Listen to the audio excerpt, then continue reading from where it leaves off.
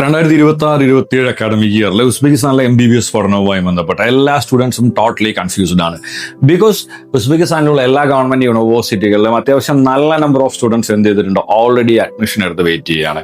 പക്ഷേ സ്റ്റുഡൻസ് എല്ലാവരും confusion ആവാനായിട്ടുള്ള major ആയിട്ടുള്ള റീസൺ എന്ന് പറഞ്ഞു കഴിഞ്ഞാൽ ഏത് തരത്തിലായിരിക്കും ഇത്തവണത്തെ അഡ്മിഷൻ, ഇത്തവണ ഉസ്ബെക്കിസ്ഥാനിൽ അഡ്മിഷൻ കിട്ടാനായിട്ടുള്ള പോസിബിലിറ്റി ഉണ്ടോ, അങ്ങനെയുള്ള കാര്യങ്ങളിലൊന്നും ഇതുവരെ ഒരു തീരുമാനവും വന്നിട്ടില്ല എന്നതാണ് യഥാർത്ഥ സത്യം.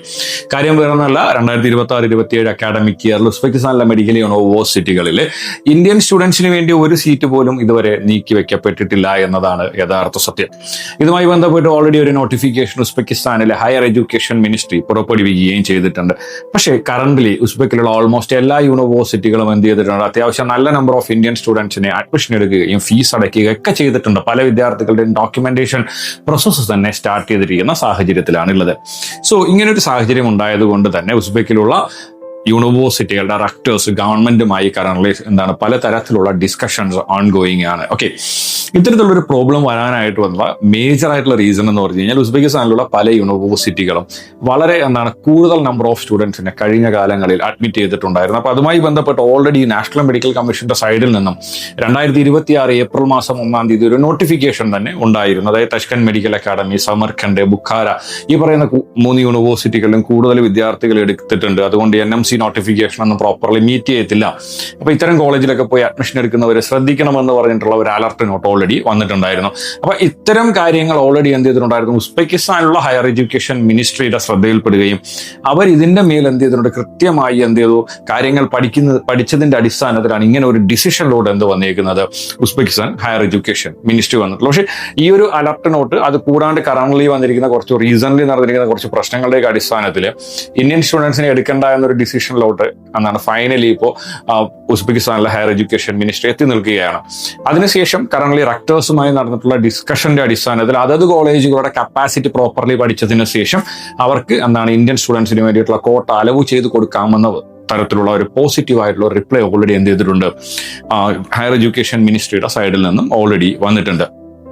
സോ അപ്പൊ ഇത്തരത്തിലൊരു കോട്ട സിസ്റ്റം വരുമ്പോൾ വളരെ ബെനിഫിഷ്യൽ ആയിട്ടുള്ള ഒരു കാര്യമാണ് ഉണ്ടാവാനായിട്ട് പോകുന്നത്. അതായത് ഓരോ കോളേജിനും അവരുടെ കപ്പാസിറ്റിക്ക് അനുസരിച്ച് അവർക്ക് അവൈലബിൾ ആയിട്ടുള്ള ക്ലിനിക്കൽ ഫെസിലിറ്റീസ്, അവർക്ക് അവൈലബിൾ ആയിട്ടുള്ള ലാബ് ഫെസിലിറ്റീസ്, അത് കൂടാണ്ട് അവർക്ക് അവൈലബിൾ ആയിട്ടുള്ള ഫാക്കൽറ്റീസ്, അങ്ങനെയുള്ള കാര്യങ്ങളൊക്കെ പ്രോപ്പറായി അനലൈസ് ചെയ്തതിന് ശേഷം മാത്രമായിരിക്കും ഓരോ കോളേജിനും എത്ര സീറ്റാണ് എടുക്കാനായി സാധിക്കുക എന്നതുമായി ബന്ധപ്പെട്ടിട്ടുള്ള ഒരു ഇൻഫർമേഷൻ ലഭിക്കാനായിട്ട് പോകുന്നത്. അപ്പോൾ അത്രയും സ്റ്റുഡൻസിനെ മാത്രമായിരിക്കും ഇനി ഓരോ കോളേജുകൾക്കും എടുക്കാനായിട്ട് സാധിക്കുക. സോ അങ്ങനെ വരുമ്പോൾ എന്ന് പറഞ്ഞാൽ നമ്മൾ നേരത്തെ പറഞ്ഞതുപോലത്തുള്ള അൺലിമിറ്റഡ് നമ്പർ ഓഫ് സ്റ്റുഡൻസിനേക്ക് എടുക്കുന്ന തരത്തിലുള്ള പ്രോബ്ലംസ് ഒന്നും തന്നെ ഇനി ഉണ്ടാവാനായിട്ട് പോകുന്നില്ല. സോ എനിഹൗ കറന്റ്ലി ഇപ്പൊ അഡ്മിഷൻ എടുത്തിരിക്കുന്ന വിദ്യാർത്ഥികൾ ഒന്നും തന്നെ ടെൻഷൻ അടിക്കേണ്ട കാര്യം ഒന്നും തന്നെ ഇല്ല. പക്ഷെ ഈ ഒരു കാര്യത്തിന് ഒരു സൊല്യൂഷൻ വരാനായിട്ട് ഓഗസ്റ്റ് മാസം ഒരു 15 മുതൽ 20-ാം തീയതി വരെയൊക്കെ എന്തായാലും ആകും. ഒരു നെക്സ്റ്റ് ഒരു 10 to 15 ഡേയ്സിനുള്ളിലേ എന്തായാലും ഈ ഒരു കാര്യത്തിന് ഒരു ഡിസിഷൻ വരാനായിട്ട് പോകുന്നുള്ളൂ.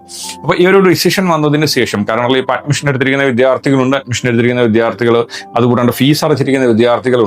സോ ഇവർക്കൊക്കെ എന്ത് ചെയ്യാനായിട്ട് സാധിക്കും, എത്ര നമ്പർ ഓഫ് സീറ്റ്സ് ആണോ ഉള്ളത് അതിന്റെ അടിസ്ഥാനത്തിൽ അവരുടെ സീറ്റ് കൺഫേം ആയി ലഭിക്കുകയും വിസ പ്രൊസീജിയേഴ്സ് എഗെയിൻ സ്റ്റാർട്ട് ചെയ്യുകയും സെപ്റ്റംബർ ഇൻടേക്കിൽ തന്നെ നിങ്ങൾക്ക് ജോയിൻ ചെയ്യാൻ പറ്റുന്ന രീതിയിൽ കാര്യങ്ങളെല്ലാം സോൾവ് ആവുകയും ചെയ്യും. അതിനകത്ത് യാതൊരു തരത്തിലും സ്റ്റുഡൻസ് ടെൻഷൻ അടിക്കേണ്ട കാര്യം വരുന്നില്ല. ഓക്കെ, സോ കറന്റ്ലി വരുന്ന തെറ്റായ ന്യൂസുകൾ അല്ലെങ്കിൽ തെറ്റായ ഇൻഫർമേഷൻസിന്റെ പുറകെ എന്നും വിദ്യാർത്ഥികൾ പോകാണ്ടിരിക്കുക.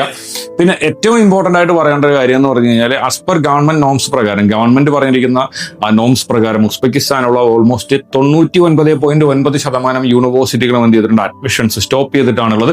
പക്ഷേ വിരലിൽ എണ്ണാവുന്ന 1-2 യൂണിവേഴ്സിറ്റികളൊക്കെ എന്ത് ചെയ്യുന്നുണ്ട്, അഡ്മിഷൻ ലെറ്റേഴ്സ് കൊടുക്കുന്നുണ്ട്. അപ്പൊ ഇത്തരത്തിലുള്ള മാൽ പ്രാക്ടീസുകൾ കറന്റ്ലി ചെയ്തുകൊണ്ടിരിക്കുന്നത് വിദ്യാർത്ഥികളെ ഹോൾഡ് ചെയ്ത് വേറെ ഏതെങ്കിലുമൊക്കെ രാജ്യത്ത് കൊണ്ടുപോയി അഡ്മിഷൻ ചെയ്യാൻ പ്ലാൻ ചെയ്തിരിക്കുന്ന ഏജൻസ് ചെയ്യുന്ന പരിപാടികളാണ്.